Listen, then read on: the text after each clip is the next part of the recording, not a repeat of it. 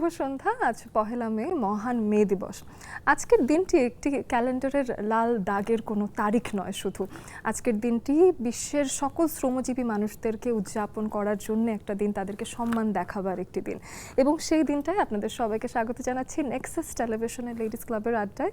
আজ শ্রমজীবী মানুষদের জন্য একটা ছুটির দিন, তাদেরকে সম্মানার্থেই আসলে সেই কাজটি করা হয় এবং আজও আমরা তাদেরকে সম্মান প্রদর্শন করি এবং দেশের, পৃথিবীর প্রত্যেকটি জায়গার সকল শ্রমজীবী মানুষদের প্রতি অসংখ্য অসংখ্য ভালোবাসা এবং শ্রদ্ধা। আজ দেখা যায় যে শ্রমের এই দিবসটি উপলক্ষে যেটা করতে চাই সেটা হলো নারীদের যে শ্রমের অধিকার এবং নারীরা সঠিকভাবে মজুরি পাচ্ছেন কিনা এবং নারী অধিকার নিয়ে কথা বলতে চাই।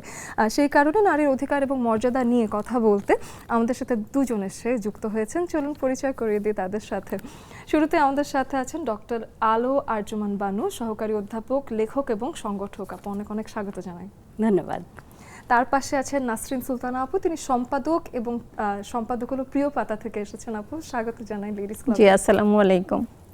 আমাদের বন্ধুদেরকেও জানিয়ে দিতে চাই যে এই দুজন মানুষ যারা কিনা নিজের জায়গায় নিজেকে স্বমহিমায় উজ্জ্বল করেছেন, তাদেরকে নিয়ে আড্ডা দিতে চাই এবং তাদের কাছ থেকে জানতে চাই যে আসলে শ্রম দিবসের দিন বা শ্রমজীবী মানুষদের উদযাপন করার যে দিনটি, সেই দিনটিতে নারীদের অধিকার আসলে ঠিকঠাক আমরা এখনও পালন করতে পারি কিনা, তাদের মূল্যায়ন হচ্ছে কিনা এবং এখনও কোথায় কমতি আছে 2026-এর এই আধুনিক সময়ে এসে, সেই সব কিছুই আলাপ হবে।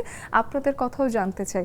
আজ আমরা যে বিষয়টা নিয়ে কথা বলছি আপনি বুঝতেই পেরেছেন, মে দিবস নিয়ে আলোচনা হবে, নারীর অধিকার মর্যাদা নিয়ে হবে এবং সাথে আমাদের স্ক্রিনে দেওয়া থাকবে আমার আইডি এবং পাসওয়ার্ড, যেটা ফলো করে আপনারা এসে আমাদের সাথে আড্ডা দিতে পারছেন এবং খুব জলদি জলদি চলে আসবেন, সেটাই আমাদের প্রত্যাশা। ডক্টর আলো আপুর কাছে এসে জানতে চাই, আপু অনেকগুলো কাজের সাথে আপনি আছেন, সহকারী অধ্যাপক হিসেবে একটি প্রতিষ্ঠানে আছেন, সাথে লেখক হিসেবে সময় কাটাচ্ছেন, সাথে সংগঠক হিসেবে আছেন। আপনার কাজের অঙ্গনটা নিয়ে আগে শুনি। আমি প্রথমেই, যেহেতু এটা নারীদের নিয়ে অনুষ্ঠান, তো যে সংগঠনটাকে আমি ফোকাসড যে কাজটা করছি সেটাই বলি। আমি হচ্ছে নারী মৈত্রী নামের একটা সংগঠনের সহসভাপতি পোস্টে আছি এবং নারী মৈত্রী 40 বছরের একটা প্রতিষ্ঠান এবং এটার কাজ অনেক ব্যাপক একটা কাজ। একদম আপনার তৃণমূল থেকে শুরু করে গবেষণাধর্মী, এমইউ টাইপের বাইরের বেশ ইউএন, ওমেন, এদেরকে নিয়েও কাজটা করছে। তাছাড়া এটা একটা ফোকাসড কাজ, বলার মতো কাজ। ফর্মাল, নট ফর্মালি আপনি যদি এটাকে ডিভাইড করেন তাহলে একটা ফর্মাল কাজ এটা। আর নন ফর্মালে বলতে গেলে যেগুলো কাজ করি আমি সংগঠন ধরনের, তো সেই হিসেবে আমার 5-7টা সংগঠন আছে। বাহ। এবং সংগঠন যারা করে তাদের সাথে আপনি কথা বললেই বুঝবেন, তাদের আসলে সুযোগ পেলেই মনে হয় যে ঠিক আছে আমরা একটু একসাথে হই এবং একসাথে হতে হতে কখন যে এটা একটা সংগঠন হয়ে যায় সেটা টেরই পাওয়া যায় না। একদমই তাই। আর এই সংগঠনের সাথে যেই ব্যাপারগুলো আসে, এটা তো আমাদের অনেকগুলো সম্মিলিত ব্যাপার এবং আপনি জানেন যে সম্মিলিত হাসি খুব সহজ না। এই সম্মিলিত হাসিটা যখন ফোটানো হয় সেখানে অনেকগুলো দুঃখ ভর করে। এই দুঃখগুলোকে যখন আমরা একসাথে গাঁথি সেটা লেখায় রূপান্তরিত হয়, সেইভাবেই লেখক কিংবা লেখিকা। খুবই খুবই চমৎকার এবং এই বিষয়গুলো নিয়ে আরও শুনবো আজকের দিনে।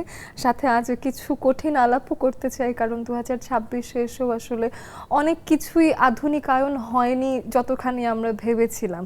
আধুনিকতা মানে দেখা গেছে যে একটা নির্দিষ্ট গোত্রে পড়েই মানুষ আসলে আধুনিকায়ন করছে, কিন্তু সমাজের গোড়ায় যে কিছু অসুবিধা আছে সেগুলোর যে আধুনিকায়ন প্রয়োজন সেগুলো নিয়ে হয়তো ততটা কথা বলা হয় না। সেগুলো নিয়ে অবশ্যই কথা বলতে চাই। নাসরিন সুলতানা আপুর কাছে আসতে চাই, প্রিয় পাতা কেমন করছে এবং আপনার সম্পাদনার কাজ কেমন যাচ্ছে? আলহামদুলিল্লাহ, আমি সমাজ কল্যাণ আইন বিষয়ে পড়াশোনা করেছি, এখন জার্নালিজমে মাস্টার্স করছি রাজশাহী ইউনিভার্সিটি থেকে। তো স্টুডেন্ট লাইফ থেকেই লেখালেখির একটা অভ্যাস ছিল, ওই যে ডায়েরি লেখা থেকে লেখালেখির জগতে আসা। পরে সমাজ কল্যাণে যখন পড়াশোনা শেষ হলো, স্টুডেন্ট লাইফে আজকের কাগজ দিয়ে কাজ শুরু করেছি। দেখতে দেখতে 25 বছর হয়ে গেল। দৈনিক দেশ বাংলা, নিউজ নেটওয়ার্ক, সংবাদ সারাবেলা, এরকম অসংখ্য হাউজে কাজ করার পরে যখন কাজ করছিলাম তখন থেকে এরকম একটা স্বপ্ন ছিল যে যেহেতু অন্য কোনো সেক্টরে যাইনি, ব্যাংকিংয়ে কয়েকবার সুযোগ হয়েছিল কিন্তু যাইনি, শুধু এদিকে এক ধরনের দুর্বলতা ছিল বলেই বলা যায়। তো সেই থেকেই সম্পাদনার কাজে আসা আর কি। ইচ্ছে ছিল এরকমই যে আমার নিজের সম্পাদনায় একটা কাগজ থাকবে ইনশাআল্লাহ। তো শুরু করতে পেরেছি গত 2 বছর হলো প্রিয়পাতা নামে, আলহামদুলিল্লাহ। প্রিয়পাতা ইতোমধ্যে আসলে মানুষের কাছে পরিচিত হয়ে উঠছে এবং 2 বছরের যে সাধনা সেটা আসলে ফলাফল আপনি দেখছেন যে সেখানে নানান রকম ভালো লেখা আসছে, মানুষ আবার সেগুলো পছন্দ করছে।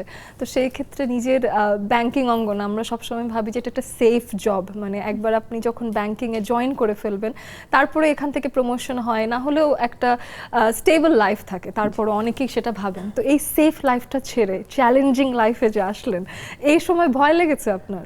একবার না 3বার ব্যাংকে চান্স পেয়েছি, 4টা রাষ্ট্রায়ত্ত ব্যাংকে। কিন্তু আমি জানি না কেন আমার এই দুর্বলতাটা ছিল। ওই যে আপু বললেন, সমাজ কল্যাণে যখন পড়াশোনা করছিলাম তখন ইচ্ছে ছিল যে সেবাধর্মী কোনো কাজের সঙ্গে, প্রফেশন তো একটা থাকবেই, পাশাপাশি ওই ধরনের একটা কিছু এস্টাবলিশ করব যেন গণমানুষের জন্য কাজ করতে পারি। এবং আমি যেহেতু নারী, পুরুষরাও করবে, এতে কোনো বিধিনিষেধ নাই, কিন্তু ম্যাক্সিমাম নারীর জন্য তাদেরকে কাজের সুযোগ করে দেওয়ার যতখানি সুযোগ থাকে যেন করি। ওই চিন্তাধারা থেকে বোধহয় ব্যাংকিং সেক্টরে যাওয়া হয়নি আর কি। এবং অনেক সময় দেখা যায় যে আসলে ব্যাংকিং জীবনে দেখা যায় যে আপনি প্রতিদিনই একই জীবন যাপন করবেন, নিজের ক্রিয়েশনের যে জায়গাটা, সেই ক্ষুধাটা হয়তো রয়েই যেত। তো সেইখান থেকে হয়তো সম্পাদনায় বেশি আনন্দ আবার অনেক সুযোগ আছে, ওইটাও অন্যরকম একটা লাইফ। সেই ইচ্ছেটা আবার পূরণ হয়েছে। যেমন আমার ছোটবেলা থেকে ব্যাংকার আমার মেয়ে এখন ব্যাংকার। জি বাহ, চমৎকার। এবং আমার বাড়িতে সবাই ব্যাংকার, আমার নিজের ওই জন্য ব্যাংকিংই হওয়ার, মানে ব্যাংকিংই করবার ইচ্ছা ছিল, কিন্তু আমার সবাই banker. I am from the banking family. লেখালেখিতে কিন্তু আপু হাজার রকমের, সব প্রফেশনেই চ্যালেঞ্জ আছে, কিন্তু লেখালেখিতে অনেক ধরনের চ্যালেঞ্জ ফেস করতে হয়, বিশেষ করে কোনো হাউস যদি কোনো পেপার, কোনো কাগজ নির্দিষ্টভাবে চালাতে হয়।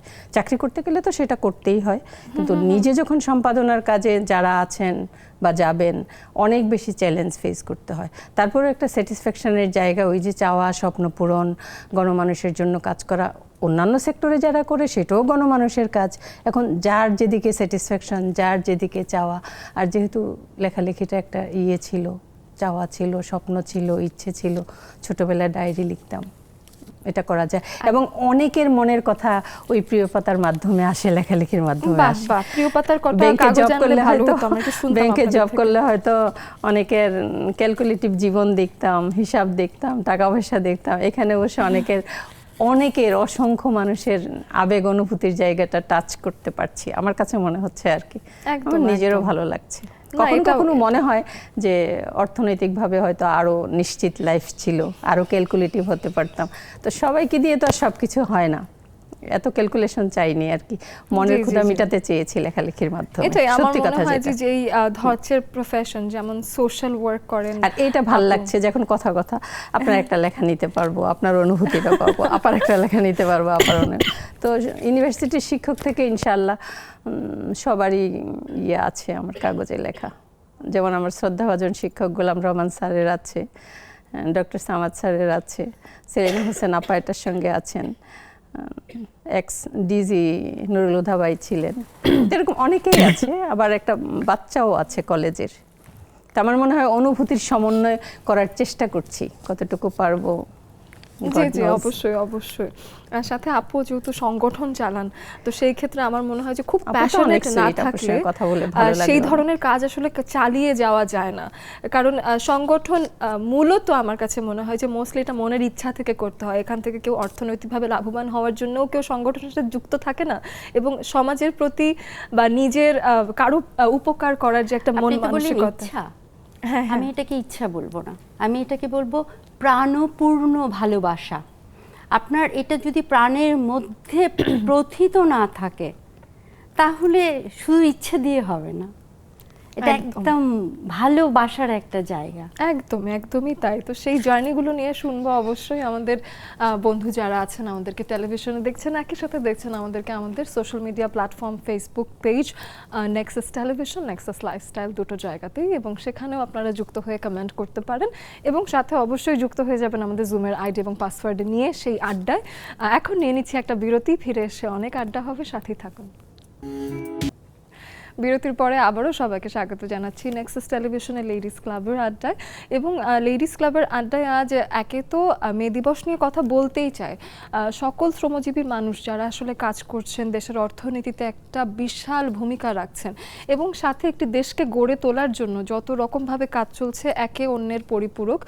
যেমন পুরুষ শ্রমজীবী যারা আছেন তাদেরকে ছাড়া যেমন নারীরাও নয়, বরং নারীদেরকে ছাড়াও যে একটি দেশের অর্থনীতির অবস্থা পরিবর্তন হতে পারে না, তা আমরা বছরের বিবর্তনে দেখতেই পেরেছি। নারীরা এখন প্রুভেন অ্যাসেট। তারা যখন কাজে এসেছেন তাতে যে আমাদের বর্তমান অবস্থার পরিবর্তন হয়েছে এবং নারীরা যে সমমহিমায় যে কোনো জায়গায় উজ্জ্বল হচ্ছেন সেগুলো নিয়ে কথা বলতে চাই। তবে এখন পর্যন্ত এসে 2026-এ যখন আমরা কথা বলি, মাঝে মাঝে এখনও অনেক জায়গা থেকে কমপ্লেইন আসে যে তারা আসলে একইভাবে মূল্যায়িত হচ্ছে না এবং দেখা যায় যে সেখানে তাদের অধিকারের নানান রকম তারতম্য হচ্ছে। এবং আরেকটা বিষয় যেটা আসে সেটা হলো যে নারীরা যে কোনো জায়গায় গেলে আশেপাশের মানুষ দ্বারা এখনও কিছু মানসিক অবস্থার সম্মুখীন হন যেগুলো একেবারেই সমীচীন নয়। সেই সব জায়গাগুলো নিয়ে কথা বলতে চাই এবং আপুর কাছেও আসতে চাই। ডক্টর আলো আপু, আপনি এসে যদি আমাদেরকে বলেন যে আজকের এই দিনটিতে যেহেতু আমরা এই বিষয়গুলো নিয়ে কথা বলছি, আপনি আপনার লেখনী থেকে বা নিজের ভাবনা থেকে যদি আমাদেরকে কিছু শেয়ার করতেন এই বিষয়ে। আচ্ছা, এই মুহূর্তে আমরা যে জায়গাটায় বসে আছি ঢাকা শহরে, তো ঢাকা শহরের এখন যিনি ডিসি তিনি হচ্ছেন ফরিদা খানম এবং তিনি ঢাকার প্রথম নারী জেলা প্রশাসক এবং ঢাকার প্রথম নারী সুপারও শামীমা পারভিন। এই নেক্সাস টিভির এই প্রোগ্রামের মাধ্যমে দুজনকেই অভিনন্দন জানাচ্ছি এবং শুভকামনা জানাচ্ছি এবং আমরা আশা করব যে এই দুটো শক্ত হাতের মাধ্যমে ঢাকা শহরের নারীরা আরও অনেক বেশি এগিয়ে যাবেন, অনেক বেশি নিরাপদ থাকবেন। এই ভালো আশাবাদের পাশাপাশি শুধু ঢাকা শহর না, পুরো বাংলাদেশের একটা নারীদের ভীষণ রকম কষ্টকর একটা ইতিহাস আছে। যেহেতু আমি লেখক, কষ্টকর ইতিহাসটা এই জন্য বলছি, চলমান ইতিহাস। আমি একটা লেখা শুরু করেছি গত 2 বছর ধরে, আসিয়া যখন কমন নাউন। আসিয়ার কথাটা আমরা সবাই মোটামুটি যদি স্মরণ করতে পারি, এই আসিয়াকে কমন নাউন ধরে যখন থেকে আমি লেখাটা শুরু করলাম, গাজীপুরের সেই রূপা মনে আছে কিনা যে তার জীবনটাকে পরিবর্তন করতে চেয়েছিল, যে রাতে একটা চাকরির ইন্টারভিউ দিয়ে ফিরছিল, তাকে বাসের চালক এবং কন্ট্রাক্টররা মিলে কি ভয়ঙ্করভাবে নিপীড়ন করে মেরে ফেলেছিল, সেই ইয়াসমিন দিনাজপুরের। হ্যাঁ, এবং সেখানে মানে এই ভয়ঙ্কর সব ঘটনাগুলো একটার পর একটা ঘটনা। 10 বছর পরে তনুর, সেই সোহাগী জাহান তনুর বিচার কাজ চলছে।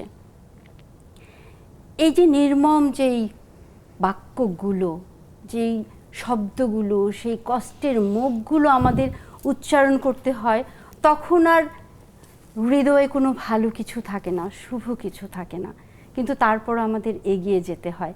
আমি প্রথমে যেই আশাবাদটা ব্যক্ত করলাম, এই আশাবাদটা যেন বাস্তবায়ন ঘটে এবং এই কাজের জায়গাগুলোতে থেকে আমাদের মেয়েদের কাজের বিষয়গুলোতে আমরা ফর্মাল নন ফর্মাল দুটো জায়গায় কাজ করি। আমাদের জাতীয় কবি কাজী নজরুল ইসলাম তার সাম্যবাদী বইয়ের মধ্যে তিনি তার নারী কবিতায় তিনি বলেছেন, বিশ্বে যা কিছু মহান সৃষ্টি চিরকল্যাণকর, অর্ধেক তার করিয়াছে নারী, অর্ধেক তার নর। অনেক আগে আমাদের জাতীয় কবি যদিও এই স্বীকৃতি দিয়েছেন, কিন্তু আজকের পৃথিবীতে আমরা বলি আমরা চরম উৎকর্ষতা সাধন করেছি। আজকের পৃথিবীর বাস্তবতা কিন্তু সেই কথাটা বলে না। কারণ যেই সেক্টরেই আপনি কাজ করতে যান, সে কর্পোরেট লাইফ বলেন কিংবা আমাদের অর্থনীতির প্রধান যে প্রবাহটা এগিয়ে নিয়ে যাচ্ছে গার্মেন্টস শিল্পে, এবং বাংলাদেশের জনসংখ্যার আপনি পার্সেন্টেজটা যদি করেন, মহিলা হচ্ছে 50.5, জি আর সরি মহিলা হচ্ছে 49.5 জি। আর পুরুষ হচ্ছে 50.5। গড়ে হচ্ছে 103 জন আর 100 জন, এরকম একটা ব্যাপার চলে। বাট তবুও এই যে মহিলারা কাজ করছেন গার্মেন্টসে, এত রেমিটেন্স আনছেন, যারা প্রবাসে যাচ্ছেন তাদের টর্চারের কাহিনী তো আমরা জানি। মধ্যপ্রাচ্যে যারা যাচ্ছেন এক একটা ভয়ঙ্কর সব অভিজ্ঞতার সামনে আসছে। তারা কাজের জন্য যাচ্ছে, তাদের মেন্টাল হেলথ, তাদের আর যত কিছু দরকার, সিকিউরিটি দরকার, তাদের পেমেন্ট দরকার, এগুলো তো তারা বঞ্চিত হচ্ছেনই। মোর ওভার যেটা হচ্ছে, তারা নানা রকম টর্চারের শিকার হচ্ছেন, সেক্সুয়াল টর্চার, জি তাদের নিরাপত্তাজনিত টর্চার। বিশ্বের অন্যান্য দেশগুলো মধ্যপ্রাচ্যের এই নারী শ্রমিক পাঠানোর ব্যাপারে তারা মুখ ফিরিয়ে নিয়েছেন, জি কিন্তু আমাদের দেশে এখনো এটা কার্যকরভাবে দৃশ্যমান হচ্ছে না। এটা তো গেল শ্রমিক লেভেলের। এবং বাংলাদেশে জাস্ট কিছুদিন আগের একটা ঘটনা, আমরা হতবাক হয়ে যাই বিমানের এমডির বাসায় কাজ করতে এসে, এবং আরও দুঃখজনক ব্যাপার হয়েছে, তিনি জামিন লাভও করেছেন। তাহলে আমরা যে আজকে নারীর কাজ নিয়ে কথা বলছি, আমরা মে দিবসের কথা বলছি, জি। এটার আসলে সমাধানটা কোথায়? এই সমাধানটা এবং কে যখন করবে? সমাজের একটা শিক্ষিত সেক্টর দ্বারাই আসলে অধিকার নিশ্চয়তা পাওয়া যায় না, তখন আসলে দেশের কিন্তু সবাই আসলে খুবই হায়ার স্টাডিজ করেছেন এমনটা নয়। তো সেই ক্ষেত্রে একটা জায়গা, যেই জায়গাটা আলোকিত নয়, সেখানে অধিকার নিশ্চিতই হয়তো হচ্ছে না। নিশ্চিতই হচ্ছে একে- না। একদম আবিদা, একদমই সেটাই মনে হয়। এবং সাথে দেখা যায় কি, অনেক শিক্ষিত বাড়িতে, যদি নাসরিন আপার কাছে আসি, একই বিষয়ে দুজনের সাথেই কথা বলতে চাই, যে আমাদের বাড়িতে এখন পর্যন্ত যখন মা গৃহিণী হয়, তখন তাকে আমরা বলতে চাচ্ছি যে তিনি আমাদের নন আর্নিং পারসন, এটা বলা হয়। কিন্তু কিছুদিন আগেও আমি একটা লেখা পড়লাম, যেখানে লেখা ছিল যে উনি বলছেন যে উনি ওনার বাড়ির জন্য মোস্টলি খরচটা করেন, তবে মাকে তিনি বলেন যে তিনি আমার বাড়ির সেকেন্ড হাইয়েস্ট ইকোনমিক কন্ট্রিবিউটর। একদম একদম।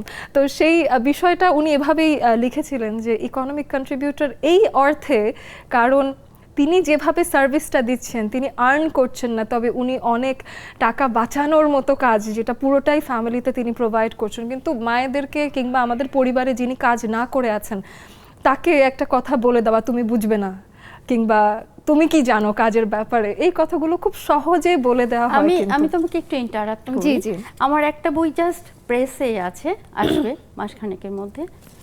বইয়ের শিরোনামটা হচ্ছে 50 নারী, জি। অর্থাৎ 50 বয়সে যেই নারীরা, তাদের সংকট এবং সম্ভাবনা। জি তুমি এখন যে কথাটা বললা যে মাকে আমরা বলে দিচ্ছি, তো আমাদের যখন বাচ্চারা একটু বড় হয়ে যায়, মোটামুটি আমাদের এজ রেঞ্জটা এরকমই চলে আসে। তো এই যে বলে দেয়াটা, তুমি বুঝবে না, হ্যাঁ, তাকে ছায়ায় রেখে দেয়া। বাট আমি আমার এই বইতে দেখিয়েছি যে এই সময়টায় তার দীর্ঘ জীবনের অভিজ্ঞতা এবং জীবনের ঘাত প্রতিঘাতগুলো পেরিয়ে এসে উনি আসলে আমাদের জন্য বাতিঘর।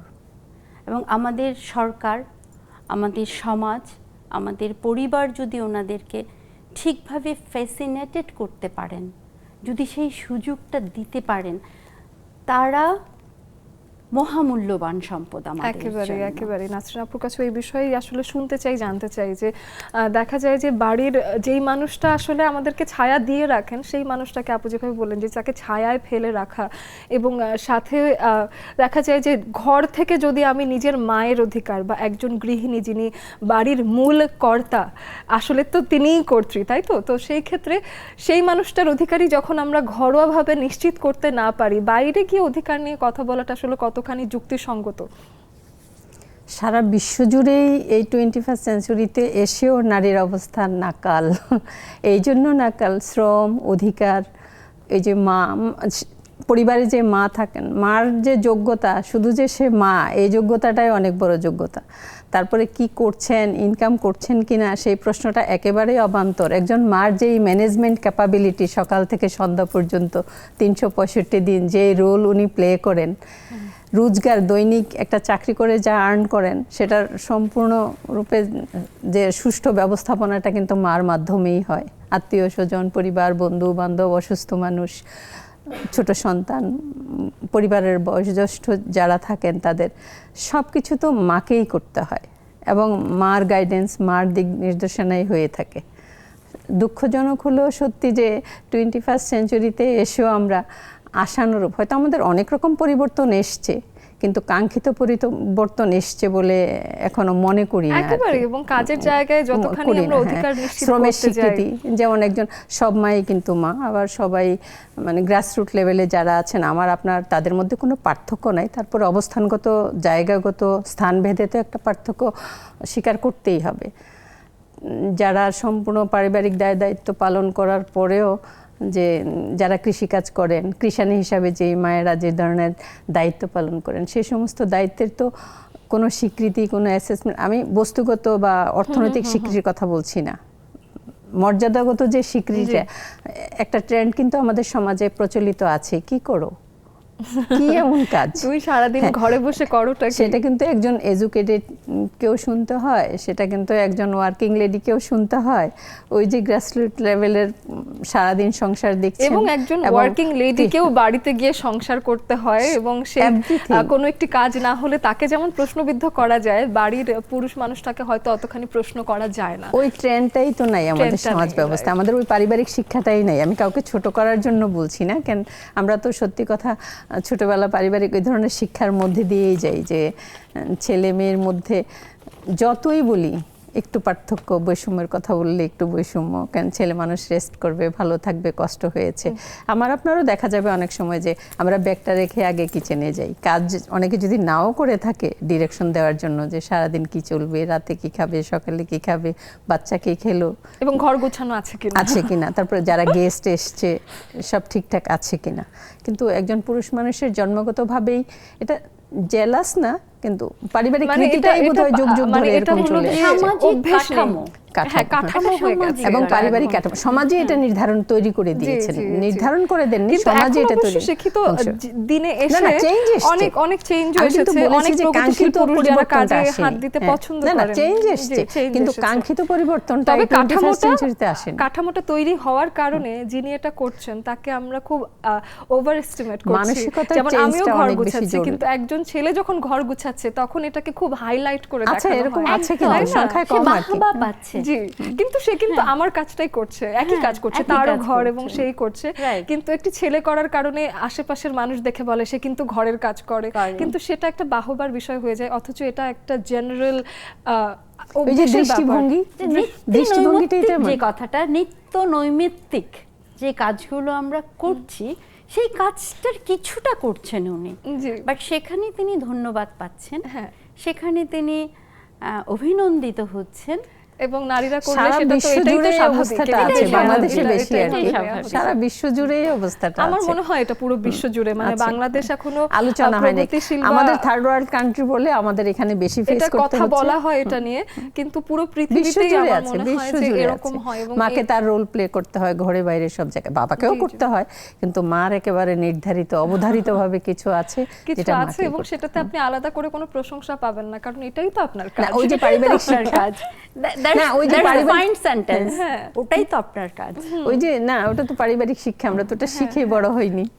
যত শিক্ষিতই হই, ওই লেসনটা আমরা খুব কম, ইদানিং হয়তো অনেক মা বাবা করছে, আপনারা হয়তো করবেন আপনার সন্তানদেরকে ডেফিনেটলি, এবং শেখানো উচিত, এবং অভ্যেসটা শুরু হোক পরিবার থেকে, নিজের সর্বকনিষ্ঠ পরিবারের যিনি সদস্য আছেন সেখান থেকে পরিবর্তন শুরু করতে হবে। আসেনি আর অবশ্যই আমাদের দর্শক যারা আছেন, বন্ধু আছেন যারা, তারা আমাদেরকে দেখছেন, অবশ্যই যুক্ত হয়ে নিজেদের ভাবনা, দৃষ্টিভঙ্গি অবশ্যই ভাগাভাগি করতে পারেন। অনেক নারী বন্ধু আছেন যারা নিজেদের পরিবারকে এমন করেই সাজিয়ে গুছিয়ে নিয়েছেন যেখানে এই ধরনের পরিবর্তন আলাদা করে বলে করতে হবে না, সেখানকার মানুষ হয়তো সবাই প্রগতিশীল এবং একইভাবে চলছেন, সেই গল্পগুলো অবশ্যই আমাদের কাছে শেয়ার করবেন।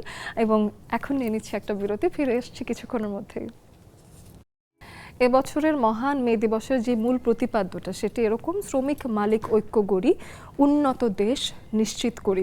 একটি শ্রমিকের সাথে যখন মালিকের বনিবনা হয় তখন একটি অদ্ভুত সুন্দর কাজ বেরিয়ে আসে, এবং শ্রমিকের সাথে যদি মালিকের সামঞ্জস্যপূর্ণ সম্পর্ক না থাকে সেদিক থেকে দেখা যায় যে আসলে কাজের সেই সবচেয়ে ভালো ব্যাকআপ যেটা সবচেয়ে ভালো ফলাফল হিসেবে আসতে পারে সেটা আসলে অনেক ক্ষেত্রেই দেখা যায় না।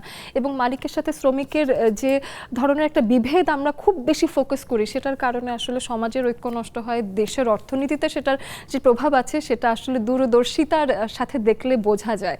তো সেই ক্ষেত্রে একদম শুরুটা গোড়া থেকে, সম্পর্কের শুরু থেকেই হয়তো আমাদের মে দিবসের এই বছরের প্রতিপাদ্যটা গড়ে তোলার চেষ্টা হয়েছে, এবং শুরুটা যেখানে করা সেটা নিয়েই কথা বলছিলাম।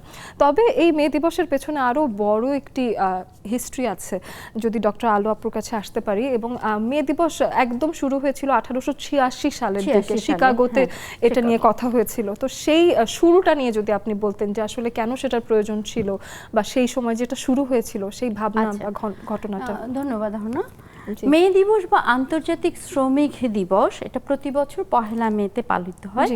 এটা হচ্ছে শ্রমজীবী মানুষের অধিকার, সংগ্রাম এবং অর্জনের একটা স্মৃতিবহ দিন। জি, এটার যেই মেন ফোকাসটা ছিল সেটা হচ্ছে হে মার্কেট অ্যাফেয়ার। এটা ছিল 1886 সালের 4 মেতে। এটা যুক্তরাষ্ট্রের শিকাগো শহরে ঘটনাটা ঘটেছিল। তো এটি ঘটনাটা কি ছিল? ঘটনাটা ছিল ওখানে শ্রমিকরা, তখন তো এখনকার মতো নির্দিষ্ট ছিল না যে 8 ঘন্টা কাজ করবে, 10 ঘন্টা, 12 ঘন্টা, 16 ঘন্টা, কোনো নির্দিষ্ট কিছু ছিল না। কিন্তু ওনারা চেয়েছিলেন 8-8-8, মানে 8 ঘন্টা কাজ, 8 ঘন্টা নিজের জন্যে, এবং 8 ঘন্টা তারা উৎপাদনশীল কোনো চিন্তাশীল কিছু করবে, মানে 24 ঘন্টাটাকে 3 ভাগে ভাগ করে নিয়েছেন। এটাতে যখন আন্দোলনটা করছিলেন তখনই ওনাদের উপরে পুলিশি অ্যাকশন হয়, এবং সেই হে মার্কেট অ্যাফেয়ারে 4 জন মারা যায়। এই 4 জন শ্রমিকের মৃত্যু বিশাল একটা আন্দোলনের তৈরি করে। যে কোনো আন্দোলন প্রাথমিকভাবে হয়তো মনে হয় যে না, আন্দোলনটা সফল হচ্ছে না কিংবা এটা ব্যর্থ হয়ে যাচ্ছে, কিন্তু ইতিহাস বলে পৃথিবীতে কোনো আন্দোলনই ব্যর্থ হয়ে যায় না। যার ফলাফল আমরা দেখি 1889 সালে সেকেন্ড ইন্টারন্যাশনাল নামক আন্তর্জাতিক শ্রমিক সংগঠন প্যারিসে তারা একটা সম্মেলন করে, এবং সেই সম্মেলনে যে 1 মের যেই শ্রমিক অধিকার আদায়ের দিবস, এবং এরপর থেকে এটা যে পালিত হবে, তাদের ন্যায্য মজুরি, তাদের শ্রম ঘন্টা, এগুলো হিসাব করে তারপর থেকেই আমরা এই মে দিবসটা পালন করছি। তবে এখানে আজকে যেহেতু নারীদের নিয়ে কথা হচ্ছে, নারীদের বিষয়টা আরও পরে প্রতিষ্ঠিত হয়েছে। আমাদের সমাজতান্ত্রিক একজন জার্মান ক্লারা জ্যাটকিন, তিনি যে আন্দোলনটা করেছিলেন মেয়েদের সমান অধিকার এবং নারী অধিকার প্রতিষ্ঠার ব্যাপারে, সেটা আরো পরের ঘটনা। জি, মানে নারী অধিকার এবং নারীর কার্যক্রম নিয়ে যে আমরা একটা ভ্যালিডেশন দেই, সেটা আসলে 1900 পরে থেকে আমার মনে হয় যে শুরু হয়েছে, এবং তারপরে সেই অধিকারের নিশ্চয়তা নিয়ে কথা এসেছে। কিন্তু তার আগ পর্যন্ত অবশ্য নারীরা অন্ধকারেই ছিলেন, এবং অন্ধকারে থাকা অবস্থায় তাদের শ্রম যে আমাদেরকে ভ্যালিডেট করতে হবে সেই ধরনের স্বীকৃতিও তখন ছিল না। তো এই জিনিসটাই এখন ঘুরে ফিরে এসেছে। যদি নাসরিন আপু এই বিষয় নিয়ে কিছু বলতেন, সেটা হলো যে শ্রমজীবী যে কোনো মানুষ এবং তার সাথে এই বছরের যে প্রতিপাদ্য সেটি হলো মালিকের সাথে তাদের যে সুসম্পর্ক বা সামঞ্জস্যপূর্ণ আচরণ, তার কারণেই যে দেশে উন্নতি হবে, সেই বিষয়টা আপনি কতখানি অনুধাবন করেন সেটা নিয়েও শুনতে চাই। নারী পুরুষ নির্বিশেষেই শ্রম ঘন্টার ভিত্তিতে একটা সময় নির্ধারণ হওয়া উচিত, এটা নিয়েই কিন্তু 1886 সালে আমেরিকার শিকাগোতে যে আন্দোলনটা হয়েছিল। তো আসলে কর্মের স্বীকৃতি সবাই চায়, নারী পুরুষ নির্বিশেষে। তো সেই বৈষম্যটা আবারও বলতে হয় নারী পুরুষকে নিয়ে। নারী এবং পুরুষের মধ্যে কিন্তু মজুরি বৈষম্য আছে এখন এই 21st সেঞ্চুরিতেও কিন্তু যথেষ্ট পরিমাণে বিদ্যমান। একেবারেই আছে। একটু খেয়াল করলেই বোঝা যাবে শ্রম কিন্তু সমান দিচ্ছেন, এমন না যে সে শ্রম কম দিচ্ছেন যার জন্য সমান শ্রম দিয়ে সমান শ্রমঘণ্টা দেওয়ার পরেও মজুরি বৈষম্য বিশেষভাবে পরিলক্ষিত।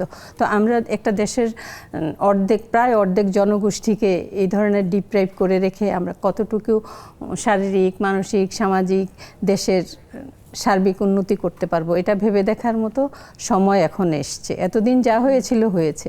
তো সারা বিশ্ব জুড়েই আমি মনে করি শ্রমজীবী মানুষের প্রতি আমাদের সেই কৃতজ্ঞতা, শ্রদ্ধা, ভালোবাসা থাকা উচিত। এটার পাশাপাশি আমি একটু নাসরিন আপার সাথে অ্যাড করি, যেমন ইটের ভাটার মতো একটা কঠিন পরিশ্রমের জি, ওটাতে আমি আসতে চাচ্ছিলাম। সেখানেও কিন্তু মেয়েরা থাকছে, সেখানেও মেয়েরা থাকছে। এগ্রিকালচারের মতো জায়গায় যেমন চা শ্রমিকদের বিষয় নিয়ে জানতে পারি যে চা শ্রমিকরা সারা দিন খেটে ওনারা 186 টাকা বা এই ধরনের কিছু চা শ্রমিক, ইট ভাঙ্গা শ্রমিক, তারপরে আপনার নির্মাণ শিল্পেও কিন্তু এখন নারীরা কাজ করছেন। আমি যে এরিয়াতে থাকি দেখি মাল্টি স্টোরেড বিল্ডিং আছে প্রচুর, আর এর চেয়ে বেশি স্পেসিফিক করলাম না।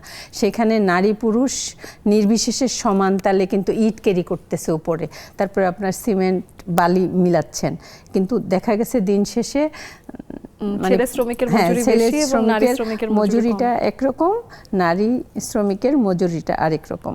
আবার আমার আরেকটা বিষয় এখনো আমার লেখাতে সরাসরি ইন্টারভিউ আছে যে সারাদিন সে কত টাকা আর্ন করে, কিন্তু ঠিক তার পাশেই পুরুষ শ্রমিক যিনি ইট টানছেন বা বিল্ডিং কনস্ট্রাকশনের কাজে হাত মেলাচ্ছেন অথবা ওই যে সিমেন্ট বালি একসঙ্গে অ্যাবজর্ব করেন, ওই কাজগুলো করছেন।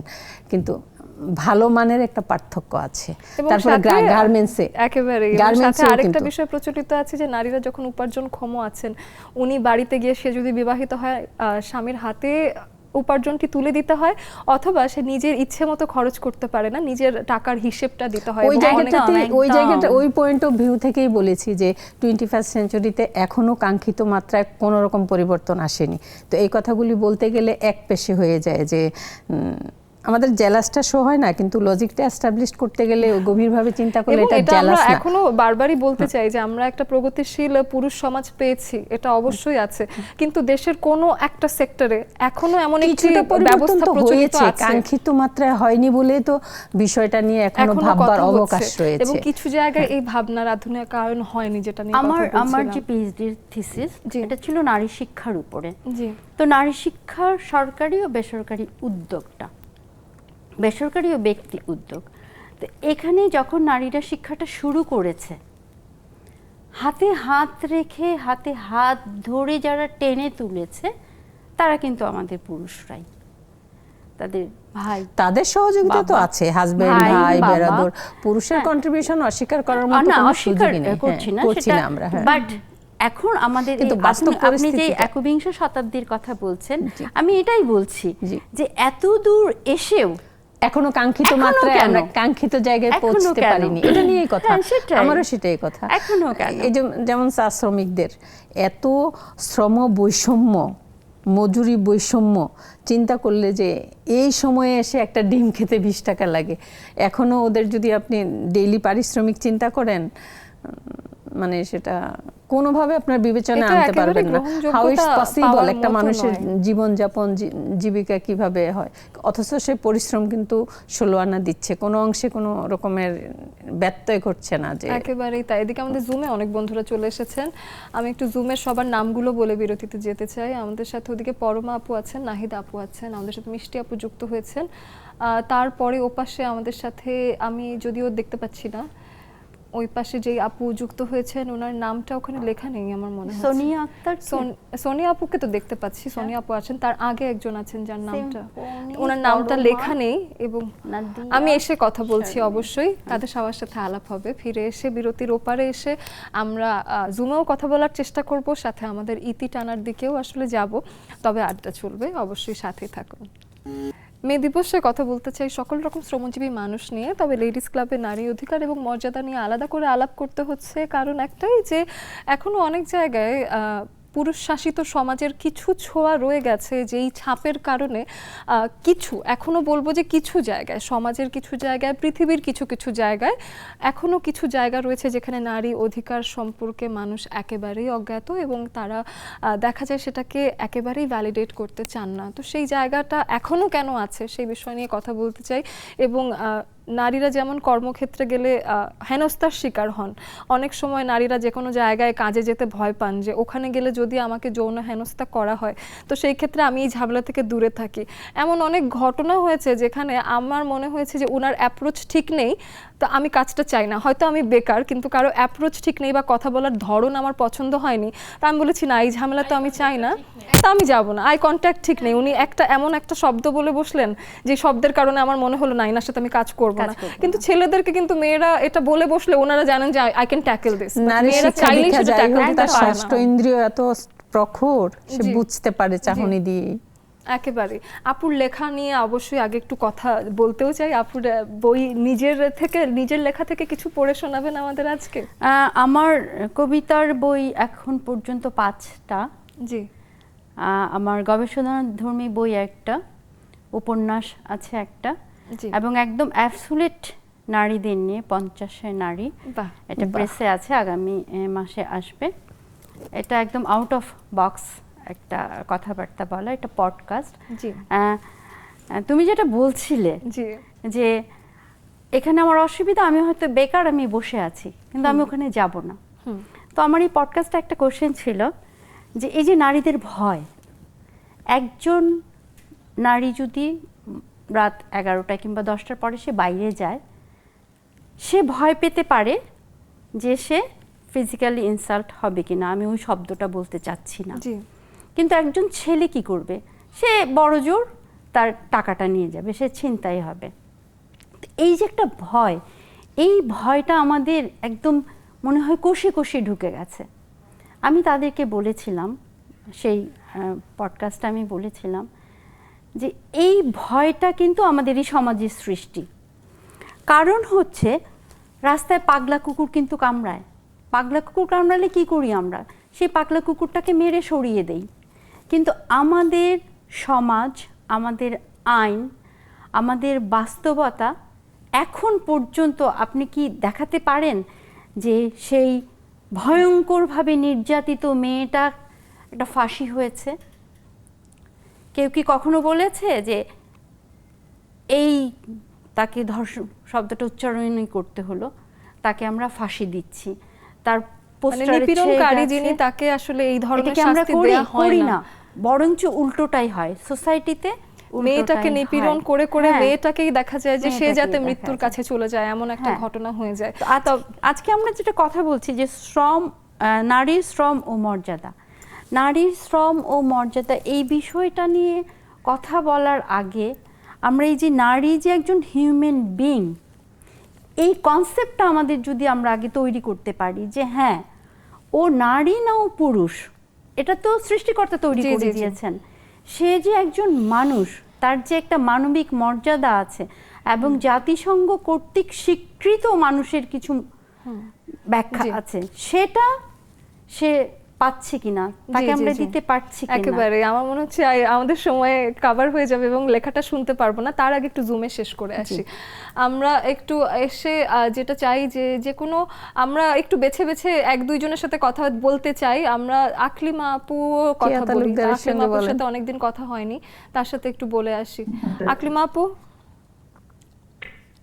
আসসালামু আলাইকুম, শুভ সন্ধ্যা। জি আপু, আজকের বিষয় নিয়ে যদি আপনার কাছে একটু শুনতে পারি, এখন আমাদের সময় একেবারেই সীমিত এবং সবার কাছে এক লাইন করে শুনতে চাই। জি আকলিমা আপু বলুন। জি, আজকের বিষয় সম্পর্কে আসলে মানে আমি কি বলবো যে নারীদের শ্রমটা শুধু চার দেওয়ালের মধ্যে সীমাবদ্ধ না। নারীদের শ্রম পরিবার থেকে শুরু করে সমাজের সর্বত্র, কিন্তু সেই নারীরা শ্রম দিচ্ছে বলেই পরিবারটা সুন্দর থাকছে, পরিবারটা ভালো থাকছে, পরিবারের সন্তান পরিজন সবাই ভালো থাকছে, কিন্তু নারীরা সেই সম্মানটা পায় না। নারীরা কিন্তু আসলে, আমি যেটা বলতে চাচ্ছি, অর্থ দিয়ে কিন্তু নারীদের মূল্যায়নটা আমি সেটা বলবো না, আমি বলবো নারীদের সম্মানটা, নারীদের যে তাদের যে একটা জি, অনেক ডিসিশন ধন্যবাদ মেকার, আপু, তারা থ্যাংক ইউ সো মাচ। আমাদের সময় একটু স্বল্প, সেই জন্য আমরা 2 লাইন বেশি শুনতে পারবো না। আমরা কেয়া তালুকদার আপুর কাছে একটু আসি, 1 লাইন শুনি।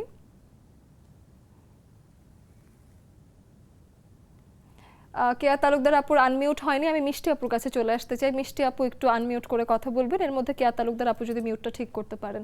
মিষ্টি আপু। আচ্ছা, শুভ সন্ধ্যা আপু। খুবই কম সময় 1 লাইনে বলবো আপু। শ্রমজীবী দিবসে সব শ্রমজীবী নারী এবং পুরুষ সবাইকে সম্মান, সালাম।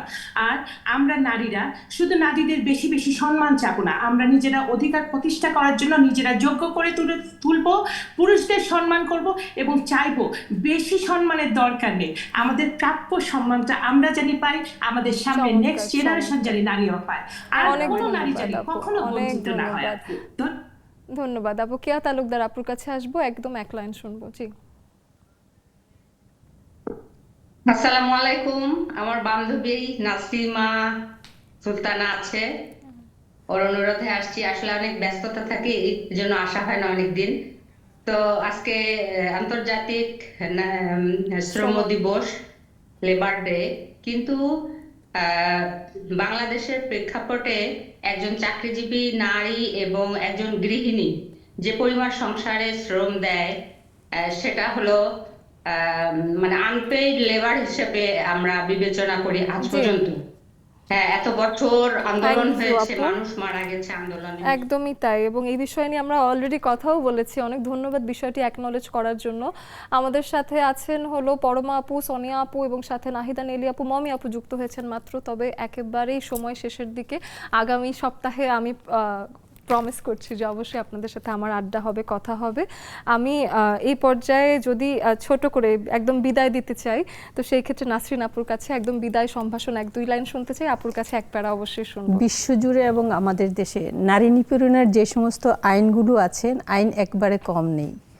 আমি একজন আইনের ছাত্র হিসাবে, একজন সচেতন মানুষ হিসাবে যেটা আমি অবজার্ভ করেছি, আইনের যথাযথ বাস্তবায়ন নেই। যদি যথাযথ বাস্তবায়নটা থাকতো, নারী নির্যাতন বলেন, নিপীড়ন বলেন, র্যাপিং বলেন, এগুলির মাত্রা এত বাড়তো না।